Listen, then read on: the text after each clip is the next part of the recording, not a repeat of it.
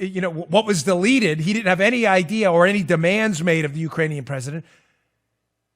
But we're not supposed to question him at all because he's in the military, and apparently he said something that, is going to negatively impact Trump. Check this out. I think that Colonel Vindman, by earning the Purple Heart and serving his country honorably, deserves a pass. I hated what they did to General Flynn. I've communicated that to General Flynn. Let me finish, Dan. BS. I've got to finish. Nobody gets a pass. This man served our nation. He risked his life for us. Nobody gets a pass. You got to give him a pass.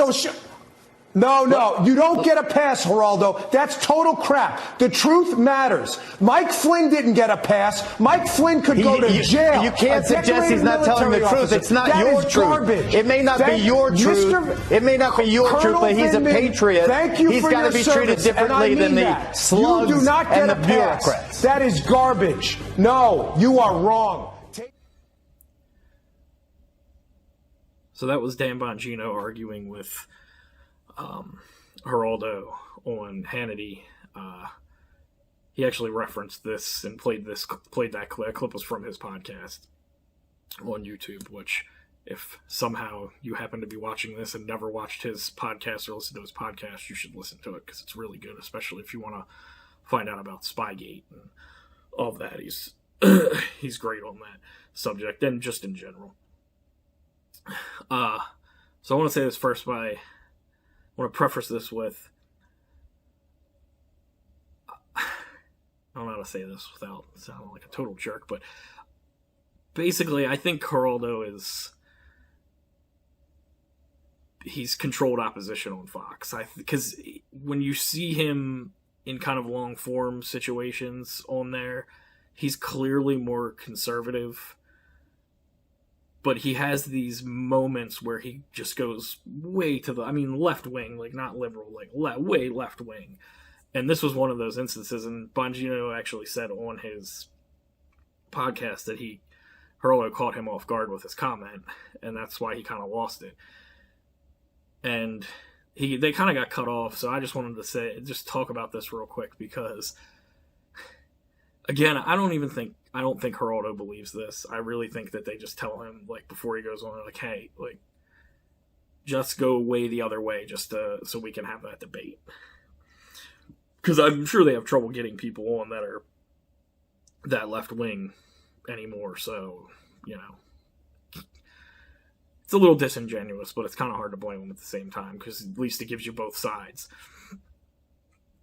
So, we're talking about this guy that's in the military that gave his testimony about the Ukraine phone call, which we have the transcript of. If you read it, even his opening statement, he doesn't make any indication that the transcript wasn't true, that there's big chunks missing out of it. He says he was on the call. So, that right there kind of makes everything else he says meaningless in my mind. I don't really know. I don't care what his opinion is about the call. We can all read the call and we can make our own opinions up. That's easy enough. People that hate Trump are going to read it and find some reason that what he said was wrong, and people that love him are going to read it and say it was a perfect phone call, just like he says. And I think most people that find themselves in the middle of the road or so are going to say, exactly what it was. There was nothing there. It was a phone call. It was a phone call. They talked about different topics, and it's pretty well known that there was questions about Biden corruption, his son and himself in Ukraine, and he was asked if they were looking into investigating that or not, and if they would. I don't really see the problem there. But anyway, Geraldo makes this comment that so this guy's a witness in an impeachment whatever. I don't even know what to call it because it's not really an impeachment. It's just them kind of marching people up and then leaking things. But whatever it is, he's a witness. He's in front of Congress. He's, I believe, under oath. I assume. Who knows? And he's I guess to some extent this is what Geraldo was thinking when making this argument, is that the guy was just kind of giving his opinion about the call because we all know what was on the call. We all know what was there. But your opinion is not a truth. The truth is the transcript. Your opinion is your opinion. And Geraldo makes this comment about, well, I got to give him a pass, which, first of all, is hilarious because so now we're giving people that are sworn in front of Congress a pass if they lie. I guess if they lie. I mean, the only reason I would say you could say you give them a pass is because they're lying. I don't know what else you're going to give them a pass for. You don't need a pass for your opinion. You can give your opinion. Nobody needs a pass for their opinion. It's an opinion. But if you lie, then you would need a pass. Because then you're breaking some law that you need a pass to not get in trouble for.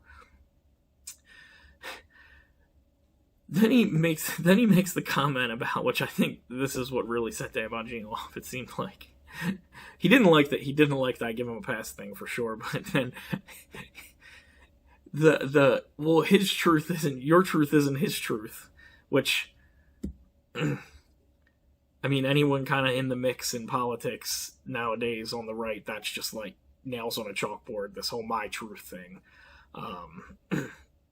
that the left loves to throw around. It's my truth. It's my truth. There is no your truth. His opinion might not line up with your opinion, but there is no your truth. The transcript is the truth. That's the truth. It's the transcript. It was transcribed. And Bongino goes into this in his podcast that the whistleblower even said that it's common procedure for them to make a transcript of the call. This is nobody's and aside from that, and this is something I don't hear a lot of people bringing up, which I feel like needs to be hammered home time and time again, especially to people to kind of get through to people who aren't really in the mix and all this politics stuff and who are just casually hearing these things. Nobody has questioned the transcript. Nobody. There's a few Democrats who have made some comments about that it's not the full transcript. Not a single one of their and nothing has leaked out about a witness saying, well, I heard this, but it wasn't in the transcript. The guy who was on the stand, the veteran, and I can't think of his name. I feel kind of bad about that because I do agree. Yes, thank you for your service. He was apparently very heroic while he was overseas. That's, can't commend that enough. He says he was on the call. He said he was listening in on the call. He never once disputed what was in the transcript. Not from anything we know. And I can't imagine that wouldn't have leaked out if that was the case. So the bottom line is nobody's questioning the validity of the transcript. So we can all just read it. You can call in as many people as you want to give their opinions. Just read the transcript. It's, what was it, like 2 pages or something? I don't even know if it was two full pages. It's not a long transcript. There is no your truth. There is no my truth when you're sitting sworn in front of Congress.